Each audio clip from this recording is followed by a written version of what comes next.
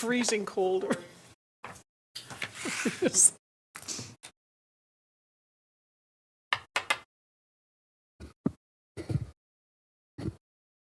Good afternoon. I'd like to call to order the Planning Commission meeting. It is 4:30 on Thursday, February 29th, 2024. I am going to announce at the beginning of this meeting that we are rearranging the agenda a little bit. I'm going to move the public hearing portion towards the end of the meeting. First order of business is approval of the minutes for the January 25th, 2024 meeting. Are there any corrections or addendums? Do I have a motion? I'll offer a motion to approve as presented. I'll second it. I have a motion and a second. All in favor? Aye. Opposed? Motion carried. Plat. Consider for approval the preliminary plat of Oakwood UMC First Edition City Report. Okay. The applicant in this case is the Oakwood United Methodist Church. The current legal description of the property is the balance of Block 3 Schweppes Edition. Street address of the property, there are two. One is 1630 Oakwood Avenue, and that's for the church. And then there's 1613 Betker Road, and that is for what I'm going to refer to as the parsonage.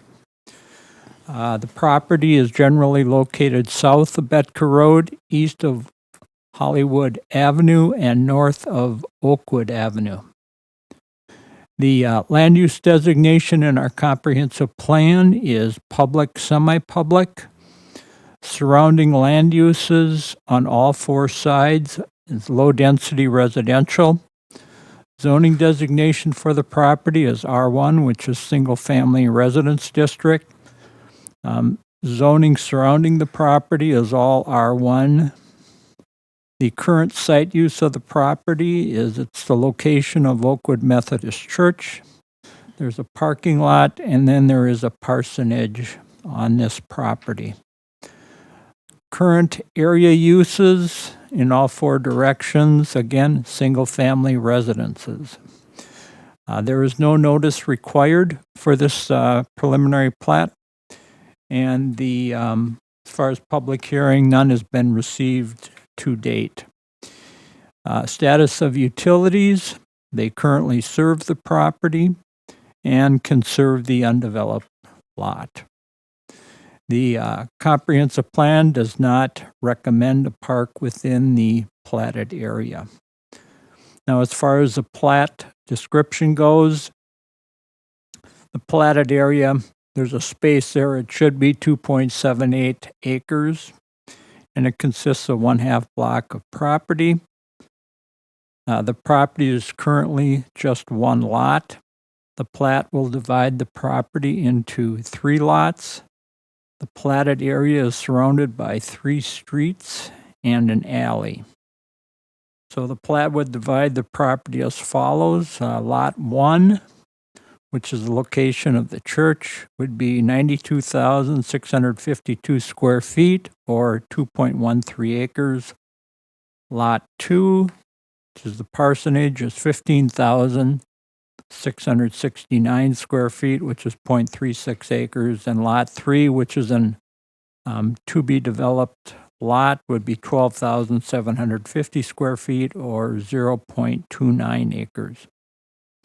As mentioned previously, that's 2.78 acres or 121,000 square feet.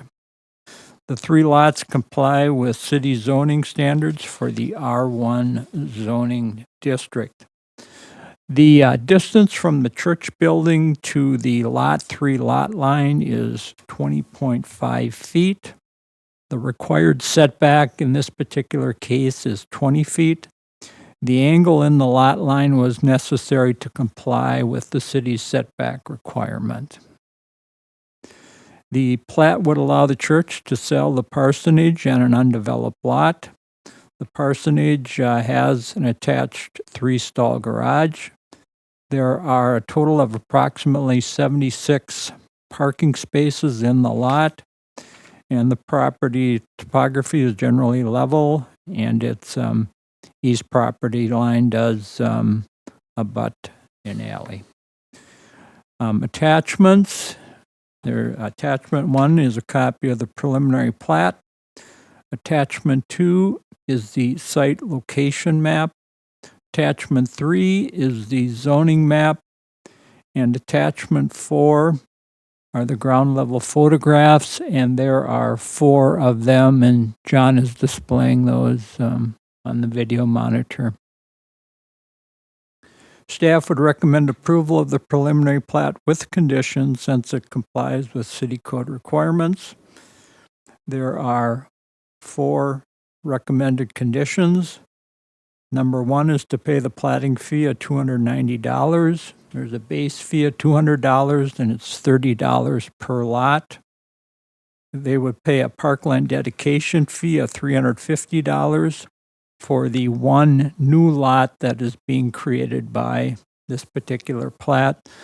The church and the parsonage would have previously, either they were developed before the fee was in place, or they have paid that fee previously.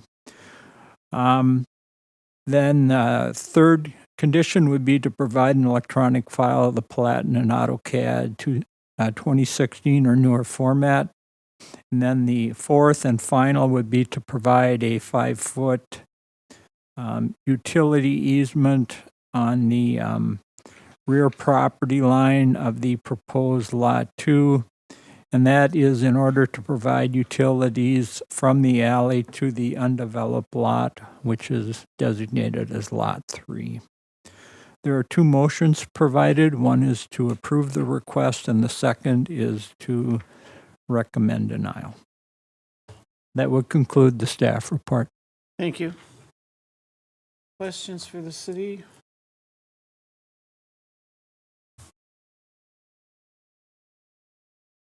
I've got none. I don't have any either. It seems pretty Seems pretty cut and cut dry. and dry for me. Then I, Make a motion to recommend approval of the preliminary lot of Oakwood UMC first edition with conditions. thank you. A second? I'll second. I have a motion and a second. Is there any further discussion? If not, all in favor? Opposed? Motion is carried. Next is consider for approval the simple lot division request by Talonwald. Okay. The property owner in this particular case is CMW Industrial Properties, LLC. The current legal description of the property is Lot 3, Block 1, City of New Ulm First Industrial Subdivision. Street address is 2130 North Broadway. The property is located east of North Broadway and south of 22nd North Street.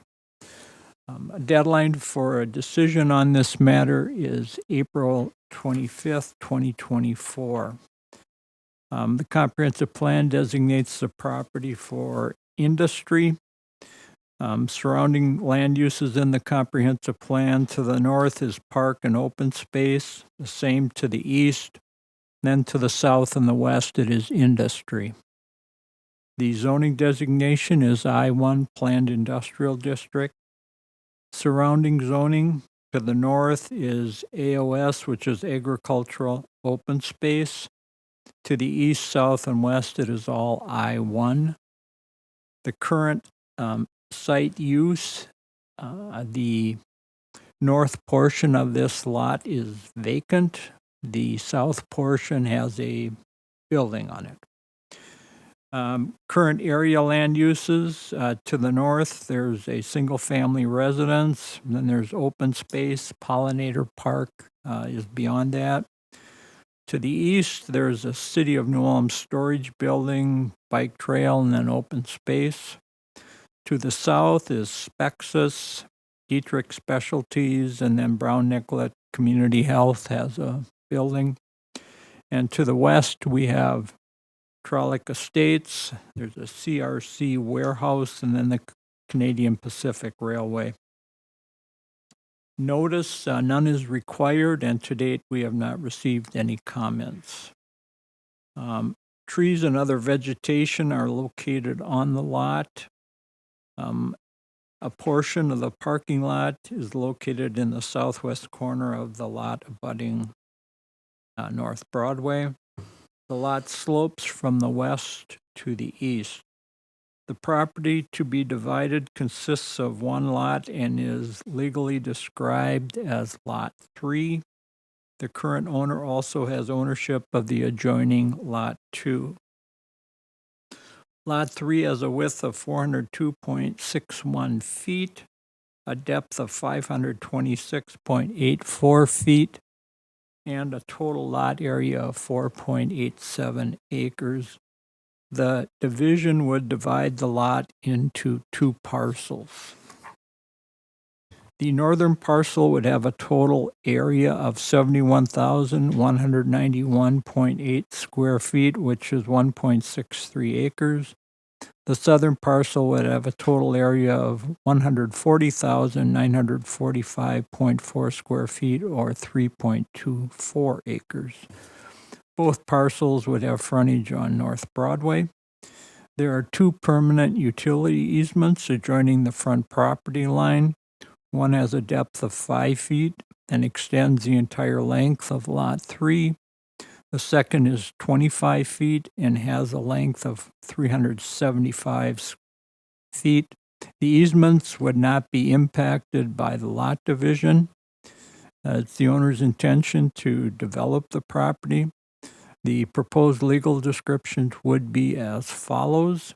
Parcel A would be the north 105 feet of the west 130 feet and the north 250 feet of the east 396.84 feet of Lot 3, Block 1, City of New Ulm, First Industrial Subdivision, City of New Ulm, Brown County, Minnesota.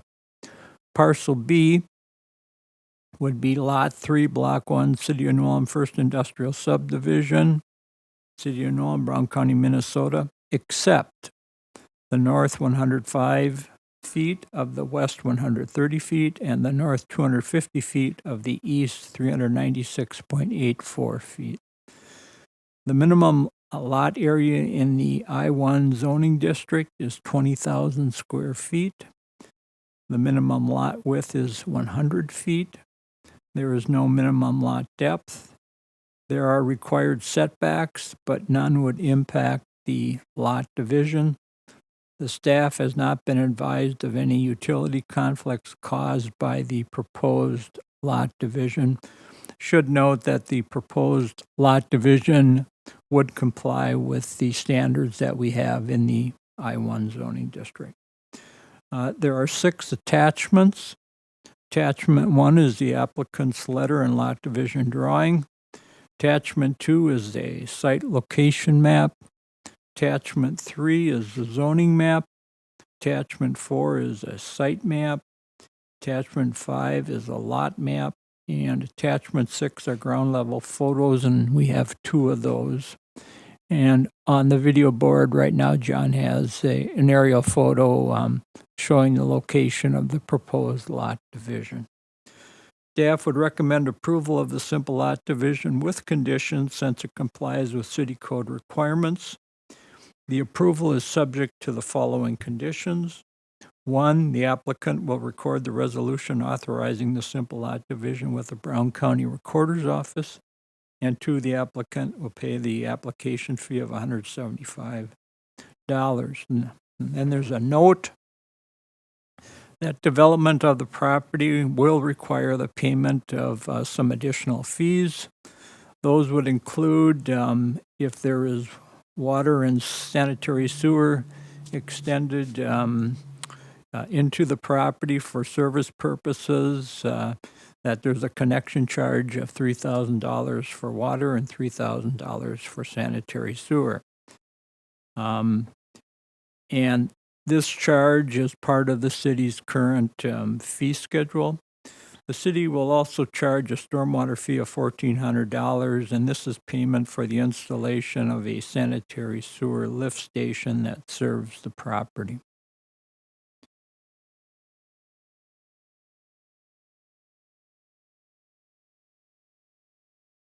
The property may also be subject to stormwater requirements.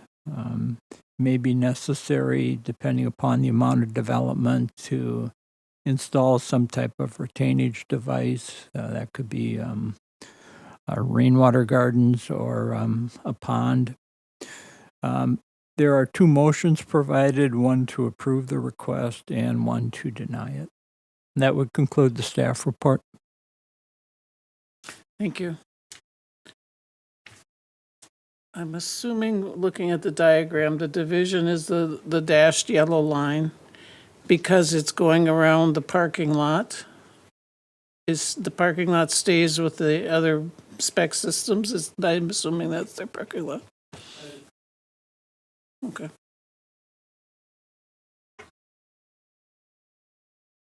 Are there any other questions or for the city or anyone about this?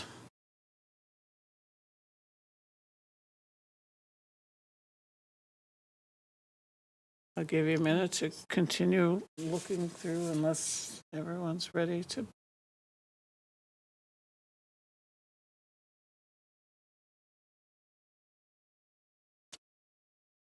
I'm not. Questions? Is there a motion? I'm sure I'll make the motion to recommend approval with one condition for simple lot division of the property legally described as Lot 3, Block 1, City of New Ulm, First Industrial Subdivision. The new legal descriptions to read as follows. Do I need to read those? As noted in the motion. That's fine. So I'd so move. Second. I have a motion and a second. Is there any further discussion? Hearing none, all in favor? Aye. Aye. Opposed? Motion is carried. Thank you. Now I'm going to move back to the public hearing portion of the meeting and open the public hearing on zoning amendment downtown residential parking requirements.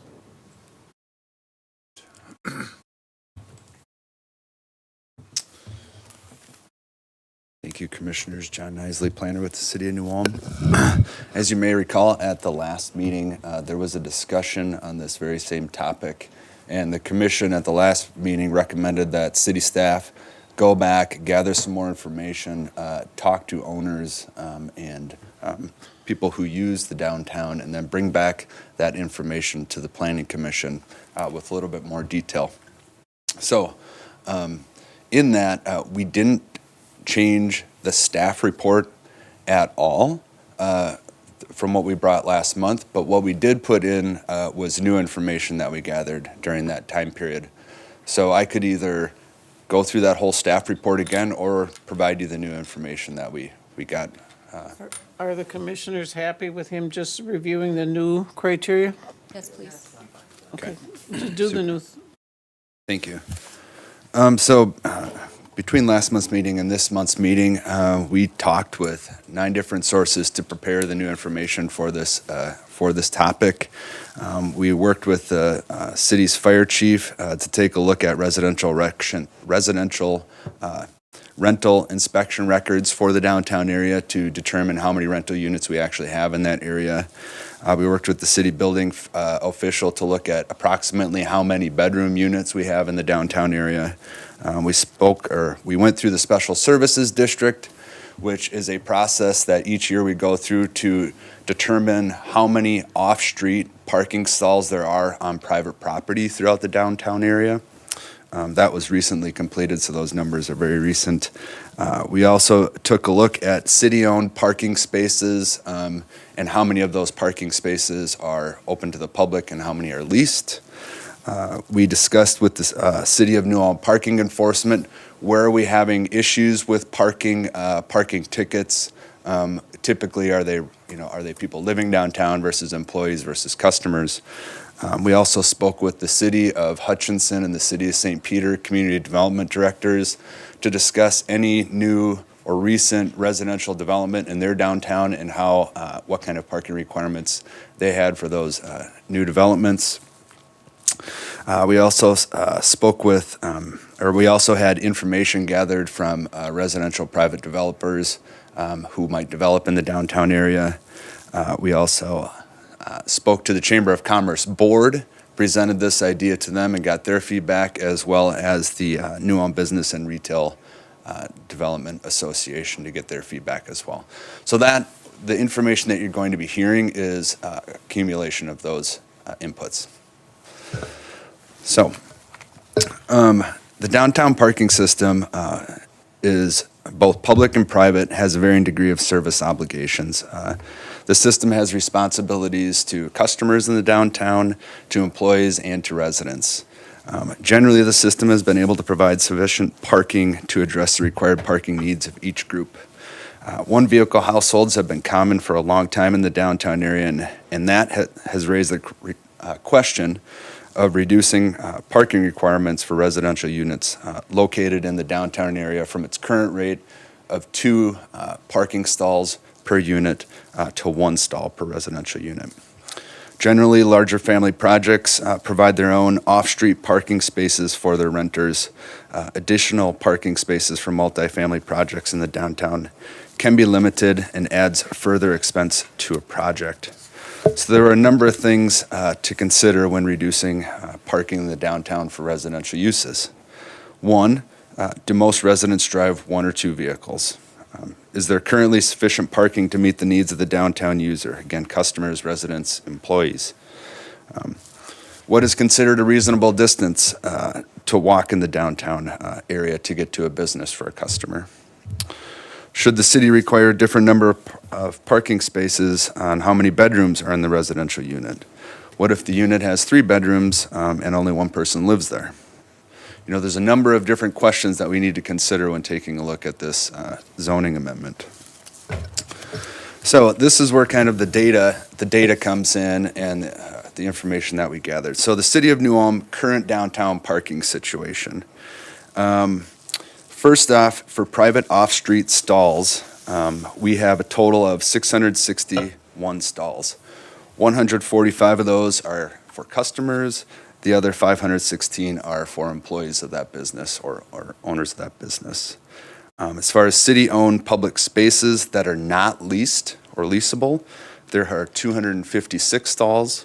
And then the city also has leased spaces, which there are a total of 131 stalls. Currently, there's 103 being used, meaning there's 28 open lease stalls available. So that brings us to a total of 1,048 off-street parking stalls available in the downtown area. On-street parking. So when I'm talking about on-street parking, generally I'm talking about 4th North to 2nd South from Broadway to German. Okay, so within 1 block of Minnesota. Within that area, there are 523 on-street parking stalls. So that brings us to a total of 1,571 parking stalls in the downtown area. And this is our zoning map, and in the purple you can see on the map, that is considered our downtown area proper. So in that area, again, there's 1,571 parking stalls. As far as downtown residential units, and this is again going based on rental inspection records, there are 5 units that are owned and lived in by the business owner. There are a total of 178 units that are rented. That does include City Center Apartments and Broadway House. Does it include Lincoln? Lincoln. Yes. It does, thank you. Sorry if it wasn't It's on familiar. 400 block. Got it, okay. And then it also includes 34 more units rented between 2nd South Street to 3rd South between Broadway and Minnesota. so a little bit further to the south. So totally in the downtown area, we have 217 residential units. As far as multifamily buildings in the downtown, we provided some information on 5 of those. So we have City Center Apartments, that's at 115 South Minnesota. They have 29 two-bedroom units, 9 one-bedroom, 1 efficiency, so a total of 39 residential units in City Center apartments, and they have 47 off-street parking spaces on that site. Broadway House, which is located at 300 North Broadway, has 2 two-bedroom apartments and then 38 one-bedroom apartments, so a total of 40 units, and they only have 18 off-street parking spaces for that multifamily housing. Minnesota Valley Funeral Home, so we included them because they have 6 units. Total number of bedrooms is unknown for that. It's unknown how many designated parking stalls they have for those residential units, but generally they're all parking and sharing space with the Minnesota Valley Funeral Home business. We have Alchemy 101 LLC, that's 100 South Minnesota, so kind of kitty corner from the Baccarat. They have 7 two-bedroom residential units, and they have a total of 8 off-street parking spaces for those units. And then lastly, we have J&J Rentals, that's at 100 North Minnesota. They have 4 two-bedroom and 4 one-bedroom units, so a total of 8 units. They have 0 on-site or on that property parking spaces. They lease parking spaces from the city to accommodate their people dwelling in those units. There are 2 proposed multifamily residential projects in the downtown area. Again, they're proposed. The first is the Market Plots Mall. That developer is potentially looking at anywhere between 60 and 90 units, residential units, at that location. Currently, they have 137 parking stalls underneath the mall that are available. And then George's Ballroom, they are looking at 21 bedroom apartments, 31 bedroom apartments with an office, 22 bedroom apartments, and then 14 two-bedroom apartments with an office. So a total of 84 units are proposed at that location, and they are proposing 116 off-street parking stalls to accommodate that. I would note that there are 121 separate properties in the downtown area, so different parcels, and that are owned by 97 different property owners in that area. When I mentioned we talked to the City of St. Peter and the City of Hutchinson, so the City of St. Peter recently had a project that was completed, I think it was about a year ago.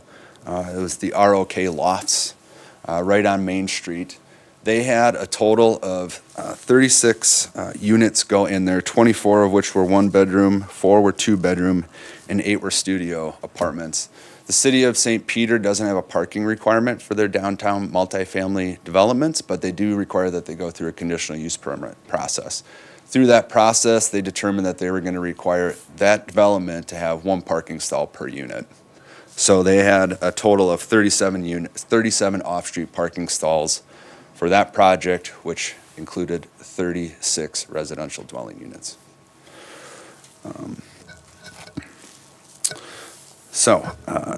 Again, downtown is sort of experiencing a renaissance of sorts right now, and that is due in part at least to the residential development that is happening in the downtown area, and of course the businesses that are moving in or building up in the downtown area.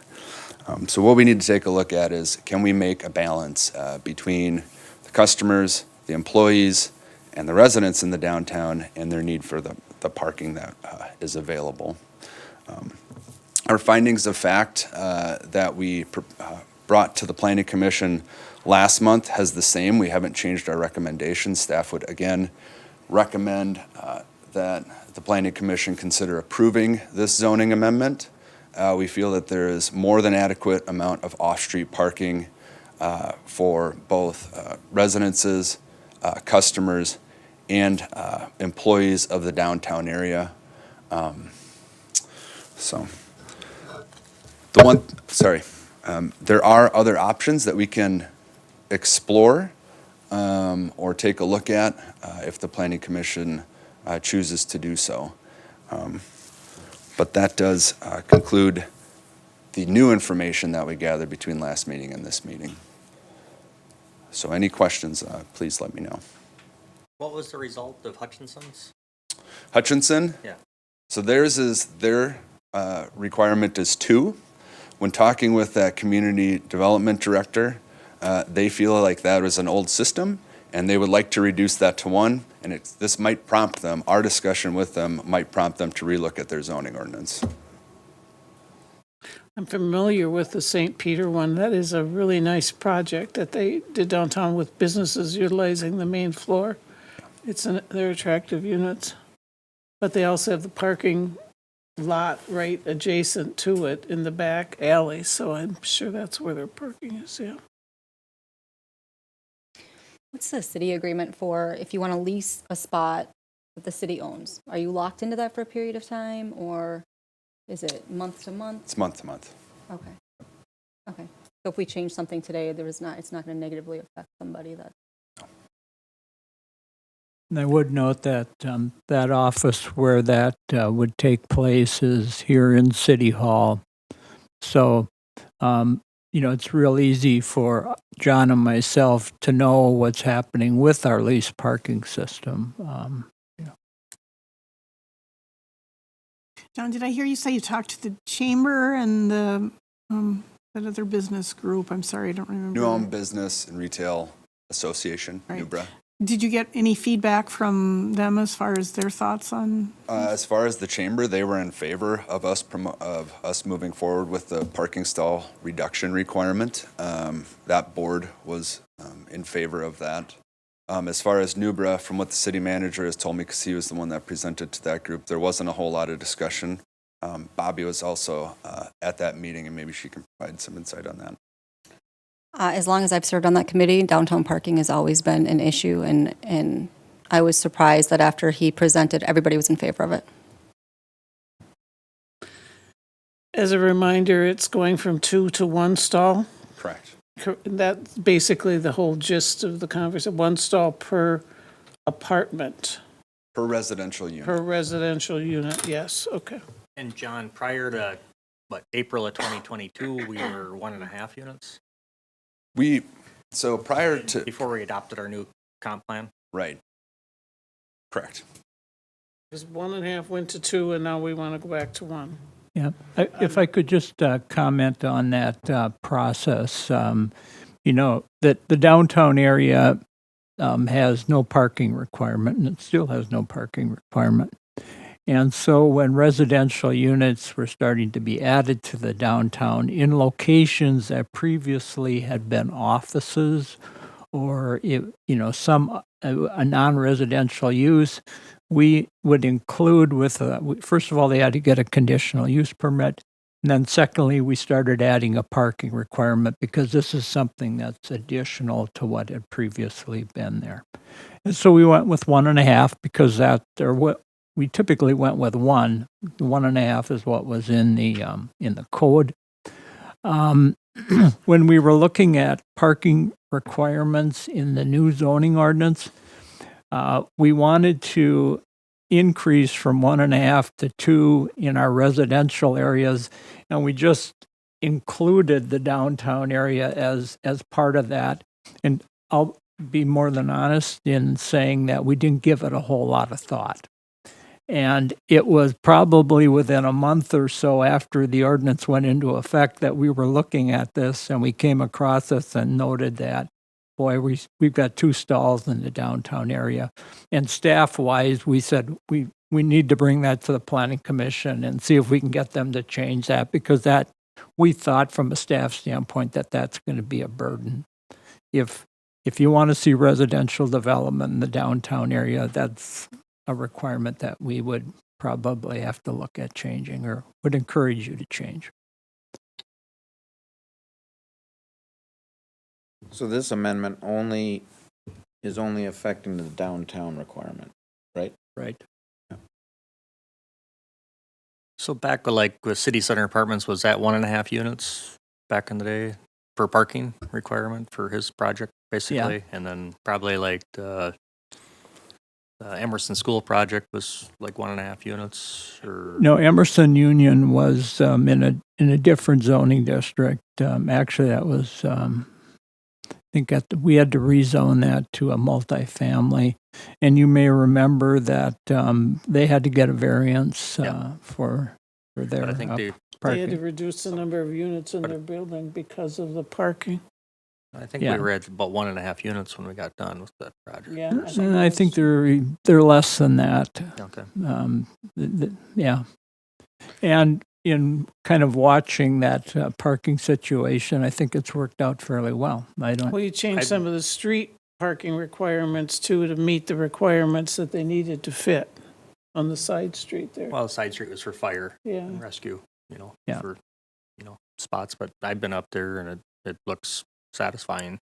It does. And I When we- remember when we did the Highland Regency apartment building also, and that parking lot I go by quite often, and it's partially full, but, it's more Yeah, for, they have underground parking too. correct, yeah. but for guests and stuff of that nature, Yeah, so. Emerson seems to have plenty of, I walk by there a lot, and it seems like they always have a lot of Mhm. open parking spots.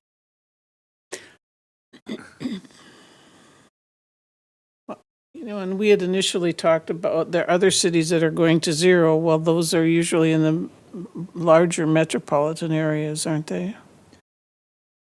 Well, Minneapolis went to 0. There is discussion in the state legislature, as you were advised of at the last meeting, to reduce parking requirements. I've heard 1 as being perhaps what they're looking at now. It seems to be fairly volatile at the present time as to where they're going to end up. So, but I expect it's going to be a reduction of some kind. I want to thank you for gathering. That was a lot of information to gather. And No, go ahead. no, I want to say I really appreciate it. I think everyone appreciates your coming back with the information that you came back. That was very useful. Are there any questions? I would agree. It's more helpful this time around than say last month when we met because, the St. Peter project came up for discussion, and hearing now that they have 1. But I guess another thought is, have we thought that, back when Minnesota Street, back in the day, just leave Minnesota that no requirements, because to fill the units and they don't have to get leased ones and then deal with the properties that are abutting, say, German Street or Broadway and deal with it that way, and then, that way it might prompt that a developer may want to, renovate their Minnesota Street building, but maybe the hurdle is they don't want to deal with trying to find lease parking for their tenant or go through the process. Well, I would think with this situation in particular, it would be best to apply this as throughout the B4 zoning district. Probably then it would be to focus on Minnesota. And,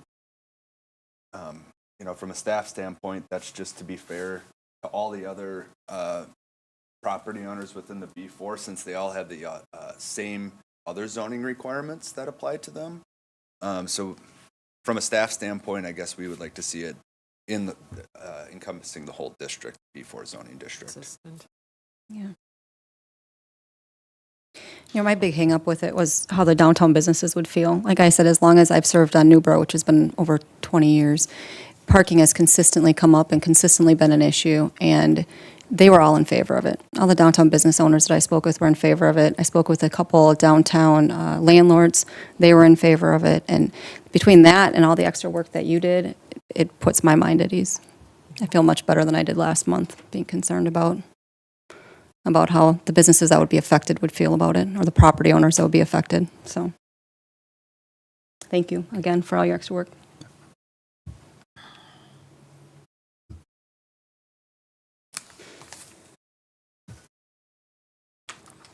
Are there any other questions, concerns? motions. Well, we do have the findings of facts. Oh, is there a finding of Yep. facts here? I just I didn't go far enough.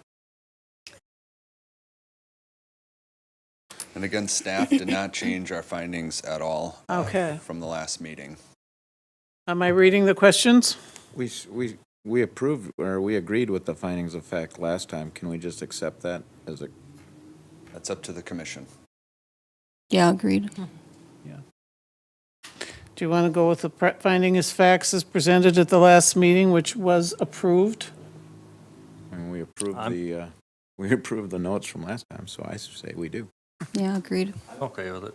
Yep. Yeah, I agree. Okay, then we are accepting the finding of facts as presented at the last meeting. And actually included in your staff report tonight. So the same findings are in there. Then I'm back to motions. I'll make a motion to recommend approval for ordinance number 2024 blank, making amendments to the Appendix A of the New Ulm City Code. I'll second that. Second. You're seconding? Mhm. I have a motion and a second. Is there any further discussion? If not, all in favor? Aye. Aye. Opposed? Motion is carried. Next item on the agenda is comprehensive plan progress report.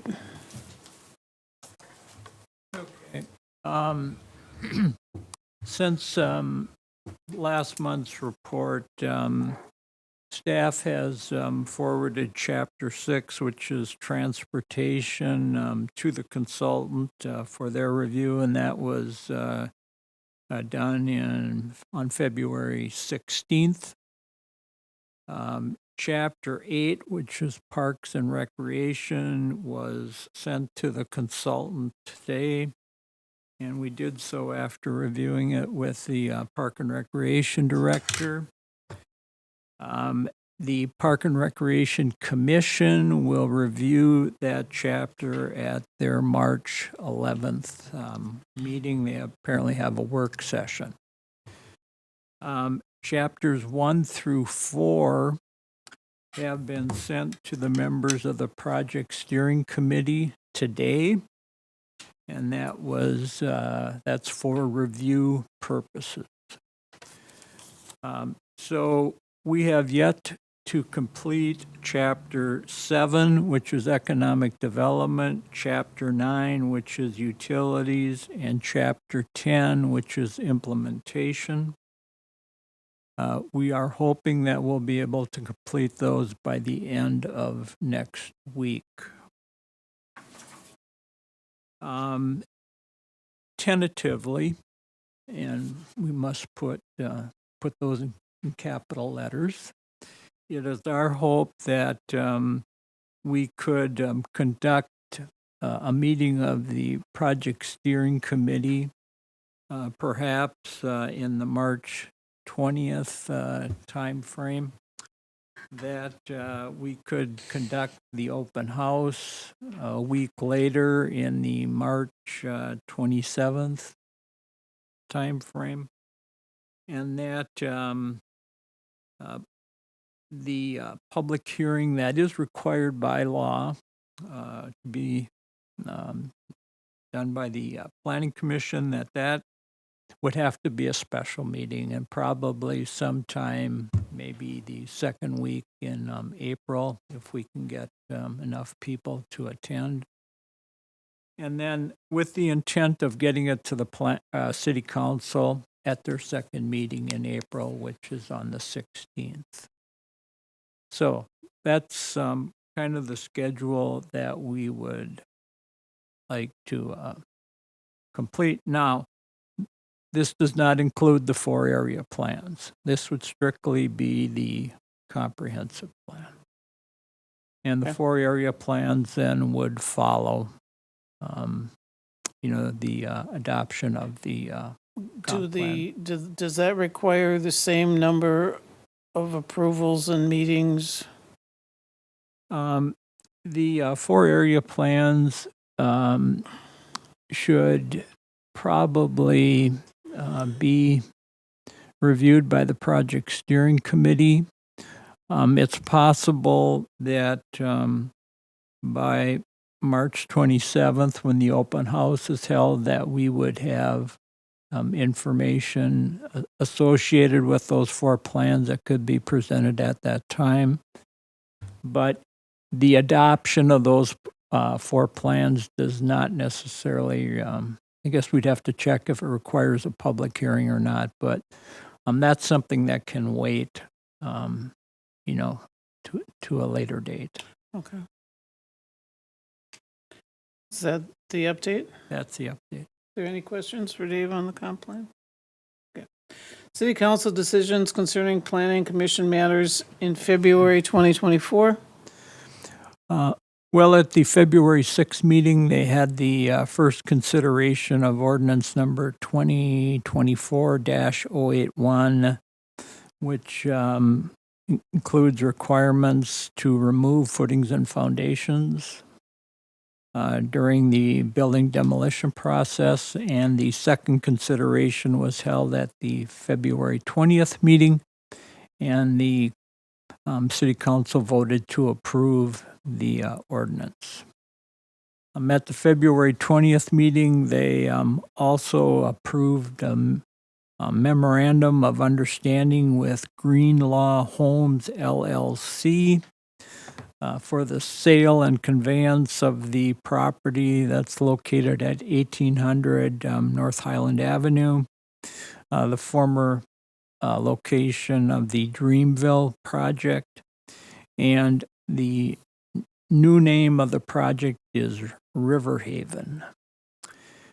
And what has happened, or what this document does, is it basically transfers all of the obligations from all of the documents that have previously been approved by the City Council to this new firm. And so we'll have to go through the process of getting new signature pages for all of them. That would conclude the report. Heritage Preservation Commission. Bless you. Elwood Zebel building official. We had 2 reviews. One was for the old Towshack Grocery for new windows and doors and painting, and the other one was for erecting a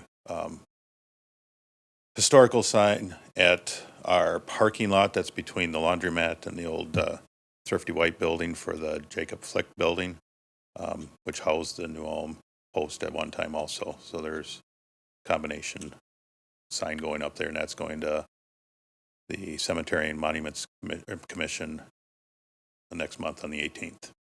That was it. That's it. Thank you.